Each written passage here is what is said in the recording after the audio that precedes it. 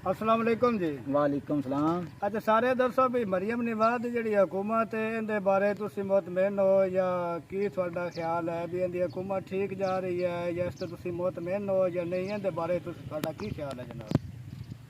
जी अल्हम्दुलिल्लाह मरियम बीबी साहब की हुकूमत इंशाल्लाह से मुतमईन हद से, हाँ नहीं हद से, लेकिन मरियम बीबी साहब ने विच काम बड़ा ढेर खराब कर लिया है, पंजाब का नुकसान कर रही है, साढ़े गरीब आवाम का खून चूस रही है। वो पूछो की गल है। उन्हें जनाब अली आ जनाब अली बना दिता जनाब सुथरा पंजाब मरियम नवाज का सुथरा पंजाब। खुदा की कसम निरी बकवासबाजी है, कोई एदा फायदा नहीं। ये साडा गरीब आवाम का खून पी रहे हैं जनाब अली। वालेकुम सलाम भाईजान। ये जनाब साडा खून पी रहे हैं सुथरा पंजाब। हाँ शहर की जरूरत है, उन्होंने शहर बहुत जरूरत है, लेकिन ये पिंडा थावां जनाब इन्होंने वर्कर आते इन्हों का कोई फायदा नहीं।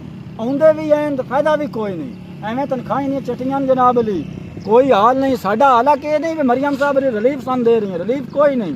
ये साढ़े पैसा जो साडा पैसा ये सत्त ला रहे हैं, लेकिन फायदा कोई नहीं। बाकी जनाब अली गल रहेगी इलैक्ट्रॉनिक बस की जी सबक बस उन्हें कड्डी, कोई फायदा नहीं जनाब। एदा भी ये जनाब अली की है जेडे घरों चिक्के आते बिल्कुल आवारा आते सारा दिन वो झूठे लेंदे जनाब उस बस दे विच। अगर सन होते तो कोई गरीब बंदे को रिलीफ लेना होवे ना तो अस हम एक सवा जाना फैसलाबाद चनियोट तो फैसलाबाद जाना, माड़े बंदे बैग वगैरह या कोई गट्टू शट्टू लैके जाना, ठीक है ना।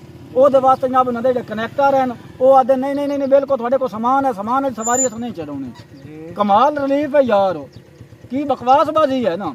जेडे बिल्कुल गुंडे घरों चिक्के वो झूठे लेंदे सारी दिहाड़ी, तो जेडे बेचारे कोई गट्टू है जो कोई 10-20 है तोड़ा है वो जनाब नहीं तू चाड़ नहीं सकता, तेरे को समान है रख लाना तो रिलीफ तैयार हो। बीबी साहब मेहरबानी करो, ये पंजाब का इंतजाम ना करो जो तुम हाथ धरी खड़ी हो, ये फायदा कोई नहीं। ये तुहानू वोट शोट नहीं लभने, कोई काम करो जेडे काम करने वाले CCD तुम बनाई है उससे मुतमैन असी उन्हें काम किए नू।